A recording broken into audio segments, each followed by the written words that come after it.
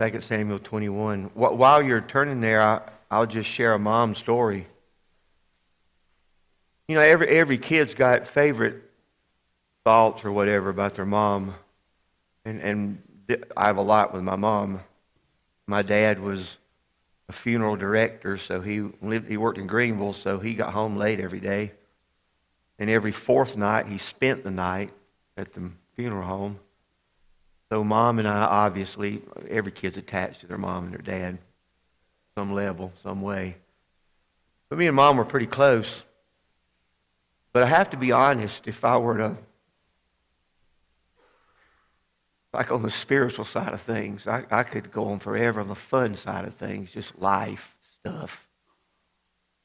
Me and my mom had a good time. But on the spiritual, eternal side of things, I was probably somewhere in the early, 12, 13 years old.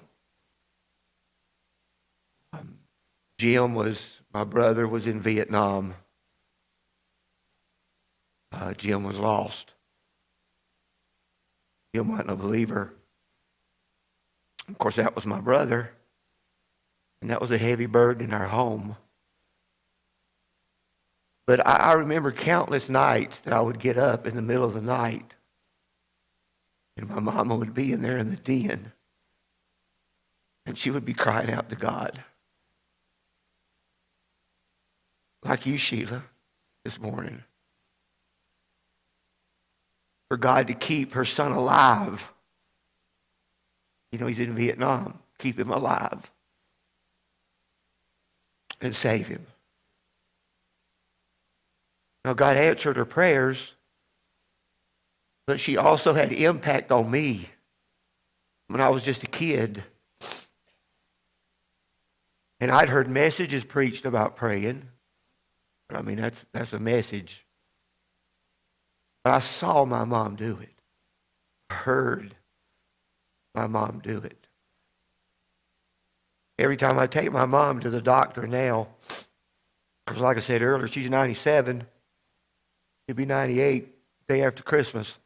Every time I take her in the house, the minute her foot hits the step that going in the back door, she begins to thank the Lord for getting her back home. She thanks the Lord for everything. It's been a holy habit that I've had the privilege of living under. I'm very thankful about that. 2 Samuel 21. In these 14 verses, I'm just going to tell you the story, and then I'm going to read you what this mom did. I had a couple of themes from this passage. I'm only going to just emphasize one of them. There's obviously in this passage a past sin in Saul's life. Saul's dead. Saul's been dead. I don't know how long Saul's been dead. I can't even really tell you when Saul did what he did that was a sin against God. Not just Saul, but the whole nation kind of sinned against God when they tried to kill the Gibeonites. If you remember anything about the Joshua story, the Gibeonites were the people that kind of dressed themselves up like they came from a way off place. Because everybody in the near places were to be just taken care of and removed. So they kind of deceived Joshua, and he made a treaty with them, made a covenant with them that he'd never kill them. And then he found out they were Gibeonites, and then he said, well, y'all shouldn't have done that, so y'all are going to be our woodworker people. You're going to serve Israel. But he made a covenant with them. Well, Saul just ignored it and just killed a whole bunch of them, tried to annihilate them. So in this passage of Scripture, there is a famine in Israel. Now again, I don't know when this happened after Saul's death. Could have been a few years, could have been 30 years. I have no idea, but for some reason, God brings it up. David, in this passage, goes to God, verse 1, and prays about the famine. Not every time something goes on in my life or your life that's a bad thing is always connected to something, sin that I did, but sometimes it is. So I need to be sensitive to stuff in my life. Let's just be honest. Everybody sitting on this pew and the man up in the pulpit with the tie on, we are not perfect people. I deal with sin stuff about every day. So sin's in this passage. David had issues, right? We know David. We'll find out in this text, Rizpah is the mom in the text this morning. You might not have ever heard of Rizpah. She's only mentioned here in one other place in the Bible. She was a concubine of Saul. Well, there's a sin in Saul's life. The Old Testament was no different than the New Testament. You would have one wife, not multiple. Well, Saul had several wives. Saul had a slew of concubines. A concubine was nothing more than a piece of furniture. Saul basically had Rizpah. Did you like the way she looked? And he had babies with her. Guess what? That's sin. Well, that's in this passage. But the sin that's being addressed in this passage is another sin in Saul's life. So I guess one of the things that I just kind of want us to think about before we kind of just focus on this mom. I remember the first I showed it to Wanda. The first time I preached this message was in May of 1982, Mother's Day. When I preached the message, the title of it was, A Mother Who Gained the Attention of the King. Which kind of reminds you, Sheila, that you have his attention. And everybody else in this room does. Aren't you glad you don't have to beg God to hear your prayer? Aren't you glad today you don't have to be sinless? Well, let's just be honest. In a room full of people, there's probably unconfessed sin in this room this morning, right now. Sin's always an issue we have to deal with. And there's consequences to sin, and sin's just something we need to stay away from. So what happens? God says Saul sinned, and until this is atoned for or dealt with, there's going to be famine. And so David goes to the Gibeonites, and he asks the Gibeonites, what do you want me to do? And God is apparently okay with this, because at the end of the text, the rain comes and the famine's over. But here's what the Gibeonites want. They don't want money. And they don't want just whatever ambiguous people to die. But they want somebody in Saul's family to die. And I don't know how they come up with 7. So they're asking for 7 of Saul's descendants to die. Saul came in, killed a bunch of Gibeonites. So for that blood, we want blood. And David said, okay. 2 of the 7 are Rizpah's sons. So let's read what she does. The boys are taken with the other 5. And you can ask me all kinds of questions about, how in the world, what's the applicable lessons to learn from this? One is that sin has consequences. Sin has ripple effects. And that's the fear and the hatred we should have for sin. But the other thing is how Rizpah responds. And I want us to see it in verse number 10. And Rizpah the daughter of Ai took sackcloth and spread it for her upon the rock. So she went to the place where her boys are hanging. So they killed her boys with the other 5, and they were grandsons. So you got 2 sons of Saul, and you got 5 grandsons of Saul. And remember, they are clueless to what Saul did in the past. They just found out that their lives are over because of something that happened in the past. She has nothing. She can't do anything. This is the king, and it's going to happen. So she goes to where they're hanging, and she takes her sackcloth. And sackcloth could be used for several things. One, it means she's mourning. And you get it. You get it while she's upset, right? Her 2 boys are dragged out of her house, or whatever age bracket they were in. We don't know anything about the parameters of this story. They might have been married. I have no idea what age bracket. They might have been teenagers. They might have been 30-somethings. But they are taken and they are killed. And they are left hanging to be like a testimony. that it's been fixed, it's been done. The atonement's been made. That's the word that's used in the text. So she goes, she takes the sackcloth. But the sackcloth could also be it could be used like a covering. Because wherever they're hanging, it's harvest time and it's hot. And you know what that means? And there's going to be animals at night, and there's going to be birds during the day. And so what does it say in the text?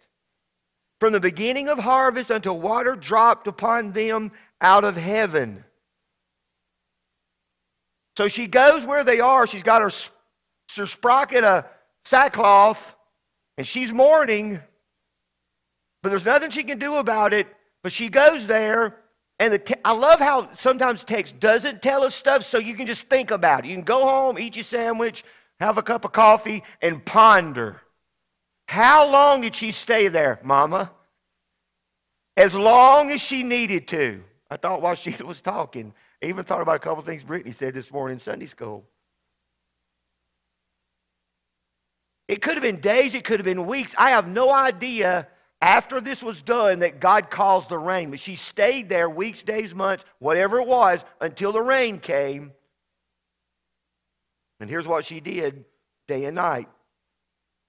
And suffered neither the birds of the air to rest on them by day, nor the beasts of the field by night. Now, that is a sad story in these 14 verses. It's one of the saddest stories in the Old Testament, my opinion. It's one of the most complicated stories to find out what's the takeaways in this passage.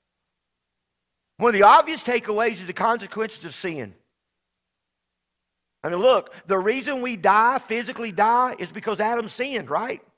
The reason people get sick, the reason there's the C word, cancer, is because Adam sinned. Sin has been the cause of everything. And sin can be the thing that causes detrimental consequences in my life and your life. That's why I need to hate it. That's why I need to stay away from it. So that's one takeaway from this passage. But let's look at just three simple little things about this mom in this text. To me, in this text, she was surrendered to what was going on. She was just submissive. There was nothing she could do about what was going on, and she just surrendered to it. And I just want to remind you that there's going to be times in your life where you have no control. And I hate to keep picking on Sheila. But right, I could talk to Faye. Right? I prayed over Jonathan too. But we have no control. She just did what she could. She just left it in God's hands. But she went out there and she did what she could. The second thing we see in this passage is that her love is obvious in this passage. That she's just keeping the birds off or the beast off at night. She's very protective. And boy, if there's anything I could share with you as a mom, not just be surrendered to the things that you have no control over, you can't put your hands on, you can't fix. A Band-Aid ain't going to make it. And like she said, I forget the writer, whoever it was, when kids are little, they step on your fingers and toes. And then when they get bigger, they step on your heart. There's just stuff sometimes you can't fix or change or manipulate. But you can surrender them to God and you can stay on your knees. And you can let God have it. And you can see God work. But secondly, you can do what you can do. Can I just remind every mama in this room, if you've got a little kid, I don't care if they're from your shoulders to your kneecaps. It doesn't matter. You guard those kids' hearts. You do whatever you can to guard your kids' hearts. Now, these guys are dead. I don't know what the application of what she's doing, but she loves her kids so much, ain't no stinking bird going to get anywhere near their boy. Not going to happen. She's going to stay up at night. I don't know where other family members are, but she's there. Mama, guard your kids. And guarding your kids is a whole lot more than bringing them to Sunday school. You need to bring them to Sunday school, but 7 days a week, 24/7, 365, you need to be open for business in your home, making sure your kids know you're Jesus people. Guard them. Protect them. We've talked about this before. You need to be careful what your kids have access to. Now, I ain't going to try to tell you how to run your house, but I'm telling you, phones are dangerous. Facebook is dangerous. Snapchat is dangerous. I'm just telling you. I ain't giving you no parameters. I'm not trying to be Big Daddy or whatever. I'm just telling you that the devil hates your kids. The devil hates you. The devil is ruin and destruction. That's all he's about. He always pictures it as fun. She loved enough that she just made sure. Third thing I see in this passage is her resolve. I don't know how long she stayed there. I have no idea how long. I don't know if it's weeks or months, but I can't imagine sprawled out on a rock with some sackcloth, beating off birds, beating off the beast.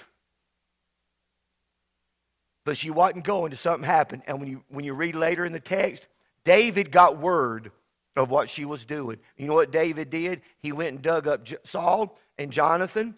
He took those boys down and he put them in a burial place established for their family, and he memorialized them. She stayed until something happened. Her resolve. I'm thankful that I still have a mom that I can go to and talk to. Sure, it's not the same. It's not the same, right? But boy, it's a blessing. To see her do the things that she's been doing for 90 whatever years, however many years, 80, whenever she got saved. To have the resolve in her life to be constant and faithful. And I encourage you to be the same. Heads are bowed, eyes are closed. Wonderful service this morning. I don't know what the Spirit of God might have talked to you about this morning through the testimonies of some of our folks that have shared, through the video, through the songs, through Sunday school, from the challenge in Sunday school. We've heard so much today to remind us that our God is able to use our lives for way bigger things than we can imagine.